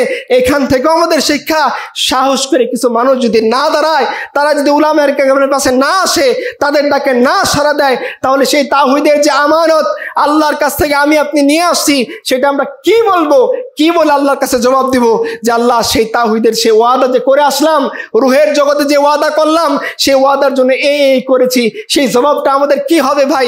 হয়তো জবাব দেওয়ার মতো আর কোনো রাস্তা বাকি থাকবে না। তার চেয়ে এটাই ভালো যে আল্লাহ জীবন তো তুমি দিয়েছো, যৌবন তুমি দিয়েছো, হায়াত তুমি দিয়েছো, মেধাও তুমি দিয়েছো, আমার এই সমস্ত কিছু তোমার সেই ওয়াদা পালন করার জন্য আমি বিলীন করে দিব। এটাই পূর্বসূরীদের দেখানো পথ। এই পথে কষ্ট আছে, এই পথে হাহাকার আছে, এই পথে কুরবানি আছে, এই পথে ওয়াইফকে বিধবা করার মতো সবক আছে, এই পথে সন্তানকে ইয়াতিম বানানোর সবক আছে, এই পথে মাকে সন্তান হারা করার মতো দৃশ্য আমাদের সামনে মজুদ আছে। দেখে বুঝে শুনে এটা মেনে নিতে হবে। এক আবু সাইদ, সে যখন গুলির সামনে বুক পেতে দিল, সে জানতো দুশ্মন তার বুককে ঝাঁঝরা করে দিবে, সে জানতো তার শরীর এফর ওফর হয়ে বুলেট বের হয়ে যাবে, সে জানতো এই জালিম রেজিম বলবে নো ট্রিটমেন্ট নো রিলিজ, এই কথা সে বলবে। তারপরেও সে সাহসিকতা দেখিয়ে জালিমের বুলেটের সামনে নিজের বুক পেতে দিয়েছিল। সেই আবু সাইদের সেই আন্দোলন বিস্ফোরিত হয়ে জালিমের পুরো রেজিমকে খান খান করে দিয়েছিল। আমাদের জন্য আরো সুন্দর উদাহরণ রয়েছে আসহাবুল উখদুদের ঘটনা। এক ইমানদার দাঁড়িয়ে গেছে জালিম রেজিমের মোকাবেলায়, তাকে হত্যা করে ফেলা হয়েছে। সেই হত্যার পরে জালিম রেজিম আর টিকে থাকতে পারে নাই, তারা সমস্ত ইমানদারকে পোড়ানোর পরেও সেই ইমানদারদের আগুনে পুরো জালিম রেজিম খান খান হয়ে গিয়েছে, সারখার হয়ে গিয়েছে। এটা আমাদেরও শিক্ষা, আমাদের নেওয়ার জন্য, তালিম নেওয়ার জন্য উপযুক্ত জায়গা, যেটা আল্লাহ কোরআনে আমাদের জন্য বয়ান করেছেন। সো আমরা যদি এই সমস্ত কিছু সামনে রাখি, আমার একটা অনুরোধই থাকবে, শুধু পূর্বসূরীদের কথা শুনে ঢেকুর আমরা না তুলি, পূর্বসূরীদের কুরবানির কথা শুনে শুধু চোখের পানি আমরা না ফেলি। পূর্বসূরীরা যে কুরবানি দেওয়ার কারণে তাদের ফ্যামিলি চোখের পানি ফেলছে, সেই কুরবানির জন্য আমরা প্রস্তুত হই ইনশাআল্লাহ। যদি আমরা দাঁড়াইতে পারি, আমাদের ভিন্ন কোনো মাকসাদ নাই। আমরা ট্রান্সজেন্ডার মতবাদ চাপিয়ে মানুষের কাছ থেকে অর্থ তুলতে চাই না, আমরা ট্যাক্স চাপিয়ে দিয়ে মানুষের জীবনকে দুর্বিষহ করতে চাই না। আমরা চাই না এমন কোনো সিস্টেম, যে সিস্টেমের মধ্যে কোনো একজন নিরাপত্তা কর্মী দেশের সকল নিরাপত্তা দেওয়ার জন্যে সে তার কওম, তার জাতি, তার পরিবার, তার বংশ থেকেও 1020 জন মানুষকে মাথার মধ্যে রিভলভার ঠেকিয়ে হত্যা করবে। এরকম বিকৃত মস্তিষ্কের কোনো লোক আমরা চাই না। ন্যায় ইনসাফ আদল আমরা চাই। এই ওয়াদা নিয়ে, এই বাসনা নিয়ে, সেই আল্লাহর সাথে করা ওয়াদার তালকিন নিয়ে যদি আমরা এগিয়ে যেতে পারি, ইনশাআল্লাহ আল্লাহ তাআলা মোল্লাদের যেমন বিজয় দিয়েছেন, আল্লাহ আমাদেরকে বিজয় দিবেন। তবে মনে রাখতে হবে, সেই মোল্লারা ইন টোটাল 43 বছর মেহনত করার পরে আল্লাহ তাদেরকে তাদের হাতে তামকিন দিয়েছেন। আল্লাহ তাদেরকে দিয়েছেন, যাও এইবার তোমাদের বউ বেটি নিরাপদ, আর কেউ চোখ তুলে কথা বলতে পারবে না, এখন আর কোনো মত চলবে না, এখন আর ট্রান্সজেন্ডার মতবাদ চলবে না, এখন আর সমকামিতার নামে কেউ কিছু চাপিয়ে দিতে পারবে না। পরাশক্তি তোমাদেরকে আলটিমেটাম দিবে আর তোমরা তাদের বিরুদ্ধে চোখে চোখ রেখে কথা বলবা। এটার জন্য লম্বা একটা কুরবানি, লম্বা একটা রক্তের সাগর, লম্বা একটা মুজাহাদা উলামায়ে কেরাম, তাদের যে সমস্ত মোল্লা মৌলভী আম জনতা তৌহিদবাদী প্রজন্ম দিয়ে আসছে, এমন কোন ঘর আপনি খুঁজে পাবেন না যারা কোনো কুরবানি দেয় নাই। আর আজকে আপনি আমাদের ঘর খুঁজেন, আমাদের পরিবার খুঁজেন, আমাদের সোসাইটি খুঁজেন, কয়টা পরিবার কয়টা সোসাইটি আপনি খুঁজে পাবেন? কয়টা পরিবারের মধ্যে আপনি খুঁজে পাবেন যে তারা আল্লাহর দিনের জন্য কুরবানি দিয়েছে? শুধু বয়ান আল্লাহর দিনকে জীবিত করে না, শুধু ওয়াজ আল্লাহর দিনকে জীবিত করে না, শুধু সেমিনার আল্লাহর দিনকে জীবিত করে না, জীবিত করে সেই আদর্শের মাধ্যমে যে आदर्श निये दस्तु दस्त है दरिया भी ना छोड़े हमने, बहर जुल्मत पे दौड़ा दिए घोरे हमने, मगरिब की वादियों में गुजी अज़ा हमारी, थमता ना था किसी से सैले रवा हमारा। से एक আল্লাহর বিধান নিয়ে, সে একটা তামান্না নিয়ে, সে এক আদর্শ নিয়ে যখন একটা কাফেলা তৈরি হবে, যারা এক আল্লাহ ছাড়া আর কাউকে ভয় করবে না, এক আল্লাহর মতবাদ ছাড়া আর কোনো মতবাদকে তারা গ্রহণ করবে না, জালিমের রক্ত চক্ষুকে তারা ভয় করবে না। পূর্বসূরীদের সে আদর্শ নিয়ে যখন তারা দাঁড়াবে, তারা তাদের যে সমস্ত ইখলাস আছে সেটা আল্লাহর সামনে শো করবে, তাদের ঈমানকে আল্লাহর সামনে শো করবে, তাদের সবরকে আল্লাহর সামনে শো করবে। ইনশাআল্লাহ এই প্রজন্ম দাঁড়ানোর পরে আল্লাহ তাআলা তাদেরকে দিয়ে বিজয় আনবেন। শেষ কথা বলতেছি, দেখেন ইসলাম সবচেয়ে বেশি অনিরাপদ ছিল যে রেজিমের আমলে। এই মানুষগুলোর দিকে প্রত্যেকেই তাকান, এরা তৈরি হয়েছে সেই রেজিমের আমলে। প্রিয় ভাইরা, এটা ইসলামের শক্তি। কোন জালিমের জুলুম, কোন কারো রক্তচক্ষু, কোন আব্বু, কোন পরাশক্তি এই ইসলামকে টিকিয়ে রাখতে পারবে না। জমিনের মধ্যে আমরা থাকি বা না থাকি, আমাদের কম থাকুক বা না থাকুক, আমাদের প্রজন্ম থাকুক বা না থাকুক, আমরা কুরবানি করি বা না করি, আমরা বদবক হই কি না হই, এগুলো আল্লাহর কাছে দেখার কোনো বিষয় না। আল্লাহ এগুলোকে পরোয়া করেন না। আল্লাহর ওয়াদা হচ্ছে, হুয়াল্লাযী আরসালা রাসূলাহু বিল হুদা ওয়া দীনিল হক লিইয়ুযহিরাহু আলাদ দীনি কুল্লিহি ওয়ালাউ কারিহাল মুশরিকুন। আল্লাহর ওয়াদা, নবী তুমি শুনে রাখো, আল্লাহ এই জমিনের মধ্যে তার দ্বীনকে গালেব করবেন, আল্লাহ এই জমিনের মধ্যে কালেমার পতাকাকে গালেব করবেন, আল্লাহ এই জমিনের মধ্যে তার দ্বীনকে প্রতিষ্ঠিত করবেন। এটা আল্লাহর ওয়াদা। আমরা যদি বদবত হই, আমরা এই কাতার থেকে ছিটকে পড়বো। আমরা যদি ওফাদারি না করি, আল্লাহ আমাদেরকে বাদ করে দিবেন। আমরা যদি আল্লাহর বিশ্বস্ততা অর্জন না করি, আল্লাহ আমাদের কাজে লাগাবেন না। এই জালিমের রেজিমের মধ্যে আল্লাহ আমাদেরকে প্রস্তুত করেছেন তার নিজ কুওয়াত দিয়ে, তার কুদরত দিয়ে, তার শক্তি দিয়ে। জালিমের রেজিম তার সমস্ত প্রযুক্তিকে ব্যবহার করে, পেগাসাসকে ব্যবহার করে, স্পাইওয়ারকে ব্যবহার করে এই কাফেলাকে থামাইতে পারে নাই। এই কাফেলা যদি সে আল্লাহর সাথে, সেই আল্লাহর দেওয়া নিয়ামতের ওফাদারি আদায় না করে, এই কাফেলার সমস্ত ভাইয়েরা শুনে রাখেন, আল্লাহ নতুন কাফেলা তৈরি করবেন। ইয়া আইয়ুহাল্লাযীনা আমানু মাইয়ারতাদ্দাকুম আন দীনিহি ফাসাউফা ইয়াতিল্লাহু বিকওম। আল্লাহর ওয়াদা শুনিয়ে গেলাম প্রিয় ভাইরা, যদি এই কওম, এই কাফেলা, এই প্রজন্ম আল্লাহর সেই ওফাদারি আদায় না করে, আল্লাহর সেই ওয়াদার প্রতি তাড়াতাড়ি বিশ্বস্ত না হয়, আল্লাহর জন্য যদি কাজ না করে, যাদেরকে আল্লাহ তৈরি করেছেন মানুষ তৈরি করতে পারে নাই, যাদেরকে আল্লাহ নিজ কুদরতে বাছাই করছেন মানুষ পারে নাই, যাদেরকে আল্লাহ তাআলা জালিমের জুলুমের সময়ে প্রস্তুত করে দিয়েছেন, আল্লাহ বলতেছেন আমার ওয়াদা, তোমরা ওয়াফাদারি করবে না, বিশ্বস্ততা রাখবে না, দিন থেকে সরে যাবা, আল্লাহর কোনো ক্ষতি হবে না। আল্লাহ কওমকে রিপ্লেস করে নতুন কওম আনবেন। ইহিব্বুনাহুম ইহিব্বুনা, তাদেরকে আল্লাহ ভালোবাসবেন, তারাও আল্লাহকে ভালোবাসবে, তারা এগিয়ে যাবে, অপ্রতিরোধ্য কাফেলা হবে। এখন আপনাদের সামনে এটাই বিষয়, আমরা কোন কাফেলার সৈনিক হব? সেই অপ্রতিরোধ্য, সেই পূর্বসূরীদের কাফেলা, না ওই কাফেলা যে কাফেলার শেষটা মিশে আসে জাহান্নামের সাথে? এটা আমাদের বিষয়। ওয়া আখিরু দাওয়ানা আলহামদুলিল্লাহি রাব্বিল আলামিন। তাকবীর তাকবীর, তেরা মেরা রিশতা কিয়া, তেরা মেরা রিশতা কিয়া, তাকবীর। মুআজ্জাজ মুহতারাম, এখন মাগরিবের নামাজের বিরতি হবে।